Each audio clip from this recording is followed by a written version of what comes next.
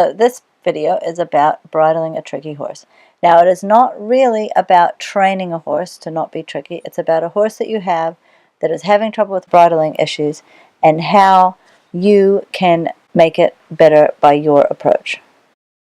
A lot of bridling issues are not actually about the bridle.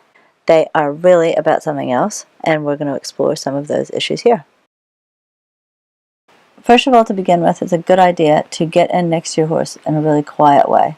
So Amy's just kind of approached Bindi and has begun the bridling process pretty quickly without much kind of softening and consultation. So that's a little bit of a setup for failure right there.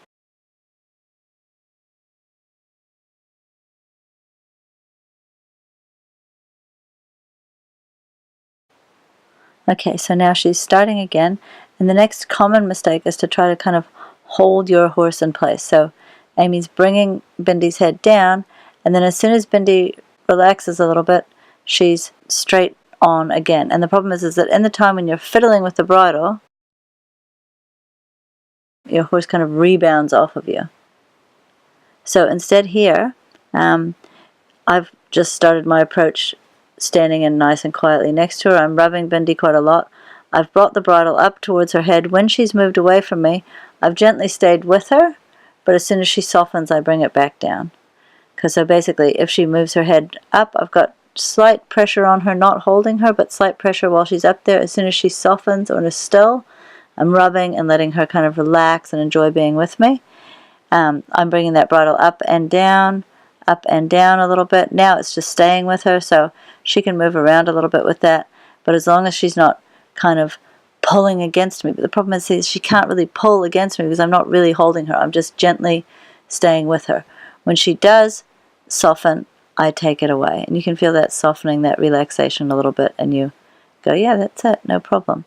Now, there's a little bit of time where I'm talking to my grandson, stuff's going on. It doesn't really make any difference because really it's about breaking the bridling down into small pieces, not being a big palaver thing that happens all at once. I've brought the bridle up to her mouth, but I've taken it away right away before she can have a struggle with it. I'm not going to force her and hold on to her and try to pinch her because obviously she's stronger than me. It's not going to work. I've got to convince her that the bridling process is actually okay, giving it to her in little tiny bits and pieces. I actually prefer if they bring their head around beside me, so I'm asking her to bring her head there, and then I'm consciously not holding her. I'm testing to make sure that she's there softly with me. Again, just bring it to her lips, making sure it's fitting in between her lips so that if she opens her mouth, it's going to be okay. I put my thumb in the corner of her mouth. I'll show you a close-up of that later. I like to go one ear first. I like the ears forward and then the other ear. Now, I purposefully am not holding her when she's moving away. She's not being rude or pulling back or anything like that. I'm allowing her a little bit of movement within that, not holding on to her. And now we're just relaxed and easy. I'm going to be all right. So, yeah, just kind of hanging out. I'm not going to make a big deal out of little head movements. Okay, so I'm taking the bridle off again, nice and softly, allowing her to drop the bit out. A common mistake is to yank the bit out, just letting her do that. Now Amy's going to have a go. Well, first of all, stroke her face and bring her head around to you over on that side. Stand further to her shoulder.